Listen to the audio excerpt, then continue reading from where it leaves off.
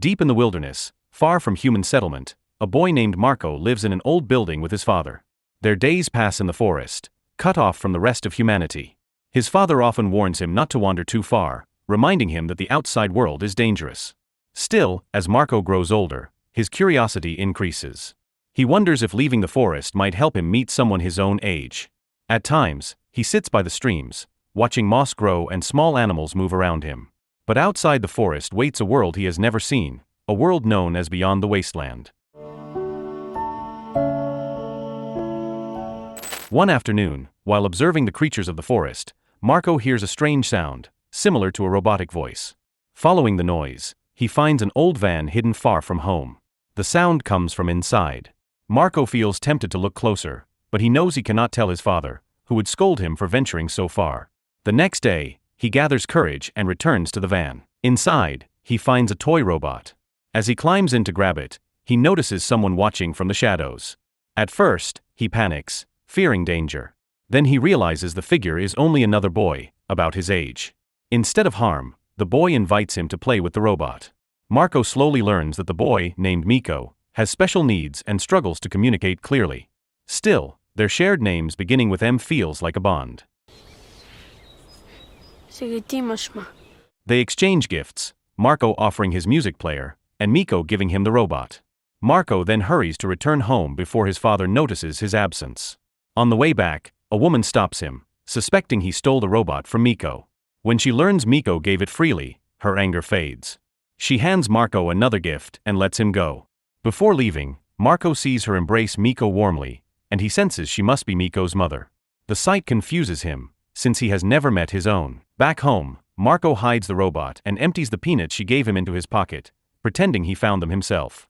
His father suspects nothing. Later, as they gather wood, Marco quietly wonders what it might feel like to be embraced.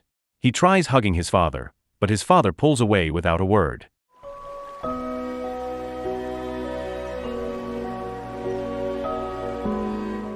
The next day, Marco meets Miko again and spends time playing with him. He starts to see Miko's mother as his own, since her kindness feels greater than anything his father has ever shown. Although their connection is new, this moment makes Marco wonder about his real mother. When he asks his father about her, his father avoids the question and sends him to bed. Later that night, Marco secretly watches his father step outside, open a cell phone, and break down in tears. The following day, while searching for food, Marco and his father hear gunshots in the distance. His father orders him to return home, but Marco follows instead. Soon, he finds his father aiming at Miko's mother and shooting her. The sight shocks Marco and convinces him that his father is cruel. That night, his father behaves erratically. He throws objects around the house in anger while Marco pretends to sleep. Once his father falls asleep, Marco quietly retrieves the hidden phone from the storage cabinet. On the device, he sees videos of his father happily spending time with Marco's mother and older sister.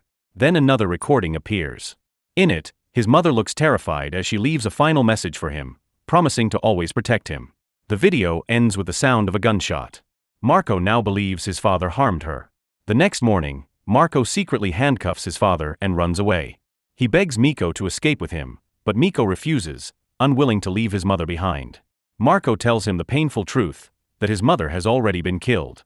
Heartbroken, Miko grieves deeply. Meanwhile, Marco's father wakes up, furious to find himself restrained. He grabs a rifle and sets out to track down his son.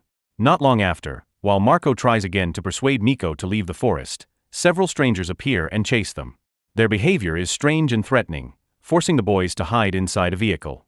Marco fears they are dangerous like his father, but gunfire interrupts.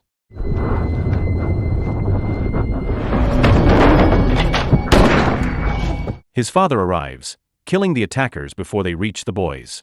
He then attempts to bring Marco home. Marco refuses, accusing him of being a bad man for killing Miko's mother and for the recording of him hurting his wife. At this point, his father explains that he is not evil but fighting to protect Marco. The people attacking them are not ordinary humans but flesh-eating zombies. To prove himself, he instructs Marco to stay hidden while he goes to fight the remaining zombies and rescue Miko from the vehicle. As his father leaves, a zombie sneaks up behind Marco. Forced to act, Marco raises the weapon his father gave him and fires, killing the creature. It is the first time he has defended himself. The sound of the gunshot brings his father rushing back. Seeing the dead zombie and realizing his son has acted on his own, he acknowledges that Marco is no longer a child but ready to leave the forest and begin his own journey. During the fight, his father was bitten. Knowing he will soon turn, he chains himself to a log to protect Marco. He remembers the promise he made to Marco's mother, to protect their son at all costs. Before Marco departs, his father reveals the truth about the videos on the phone. He was not attacking Marco's mother and sister but trying to save them from captors. He failed and could only rescue baby Marco. With his final strength, he embraces his son and instructs him to take Miko to Stone Valley, where there is hope his mother and sister may still be alive. He warns him never to return, since the forest has become overrun with zombies. Carrying deep sadness, Marco leads Miko away. Shortly after, a gunshot signals his father's death. The boys begin their long journey through the forest, hiding behind trees at night. During those hours, Marco comforts Miko by retelling the story of the leaf child from his picture book. Finding food poses no problem, since his father had trained him in survival from a young age. Like ordinary children, Marco and Miko still find time to play. Neither had ever known the joy of friendship, and now they share it on the road. After days of traveling, they finally emerge from the forest. Marco sees a wide field of grass and realizes the world outside is beautiful. They follow the railway tracks, pressing forward toward Stone Valley. One day, they meet a man in a hat sitting by the tracks with a weapon. To their relief, he is kind. When Marco asks for food, the man gives them 2 apples without hesitation. He asks where they came from and where they are going. Marco explains they are searching for Stone Valley to find his mother and sister. The man says he knows where it is, but he cannot guide them, as he must care for his wife and 2 children, who have turned into zombies. Taking his advice, Marco and Miko continue along the tracks. They reach a station and rest inside an abandoned train. While exploring, Miko presses the horn, startling them when it still works. Moving into another car, they are horrified to find zombies trapped inside a compartment. Before they can escape, 2 armed men appear, seize them, and drive them away. The captors bring Marco and Miko to their base, where they meet Joseph, a bald man with glasses who leads a rebel group. Joseph pays close attention to Miko, seeing him as different from others. Because of his disabilities, Joseph believes Miko is a fortunate human, someone free from fear of the virus that has turned most people into zombies. He decides to bring Miko into the group. Marco, however, is dismissed as ordinary, and Joseph orders one of his men to get rid of him before they march to attack the central military base in the city. Joseph's subordinate, Antonov, approaches Marco. Instead of following orders, he speaks with him. He asks where the boys come from and how they survived. Marco explains that both he and Miko lost their parents to zombies, and now they search for the fairy, who is his mother, in a place called Stone Valley, as his father once told him. Meanwhile, Joseph prepares for his next move. He contacts his men and confirms that tomorrow they will attack the soldiers' base. His goal is to seize the facilities and the laboratory, turning them into the new headquarters. That night, when the camp is quiet, Antonov wakes Marco and urges him to escape with Miko before Joseph harms them. Marco acts quickly, takes Miko, and flees. When Joseph discovers they are gone, he realizes Antonov is responsible. Joseph punishes him, then orders his men to track down the boys.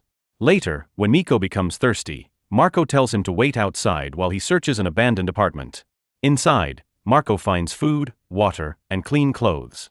But as he is about to call Miko, he sees Joseph's men outside. They have already captured Miko. Joseph is furious and prepares to hurt him.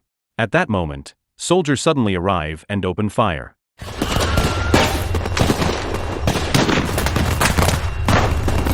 A battle breaks out, Joseph and his men are killed, and Miko survives the gunfight. The soldiers do not intend to harm him, but when one of them approaches Marco, Miko panics and points a gun at them. Startled, a soldier fires by mistake and shoots Miko. With Joseph's group eliminated, the soldiers leave, since their mission is complete. Marco is left alone once again. Carrying his grief, he continues towards Stone Valley, though he does not know where it is. For days, he follows the road, clinging to hope. Along the way, he remembers playing with Miko and the robot. The memories weigh on him, filling his journey with sorrow and loneliness. One day, Marco feels hopeless and starts to believe the fairy mother is nothing more than a lie. Even so, he continues walking until he reaches a city filled with tall buildings, just like the Stone Valley his father once described. Having never left the forest since childhood, he is stunned by the sight. All quickly turns to fear, as he realizes the streets are filled with zombies, not a single normal human in sight. After forcing his way through the city swarming with thousands of zombies, Marco finally reaches a hospital marked with a letter H, the same one shown in his mother's photo. Without hesitation, he enters, searching room after room. At last, He finds a woman dressed in white.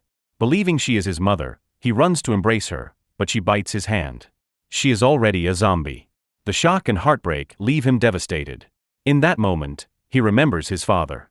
He finally understands why his father always warned him not to stray too far. His father knew he was not yet strong enough to face zombies alone. Yet none of that matters now, because everyone he loved is gone. Marco feels certain he will never meet the fairy mother from his picture book. He accepts that his mother and sister are likely dead, or worse, turned into zombies. Overcome with despair, Marco stops caring about survival. When a horde of zombies closes in, he closes his eyes and listens to music one last time. But when he opens them again, the zombies are gone.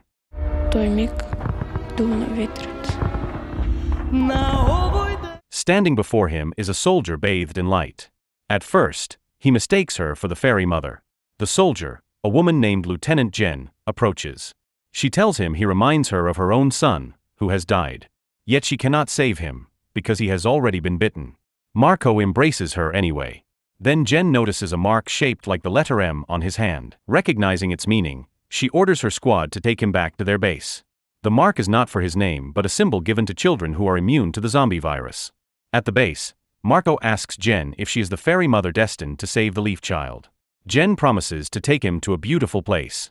With joy, Marco realizes he has finally found the fairy mother he had been searching for all along. So the moral of the story is, if you ever hear a robot toy in the woods, maybe don't follow it, because it could lead to zombies, rebels, or your dad's midlife crisis.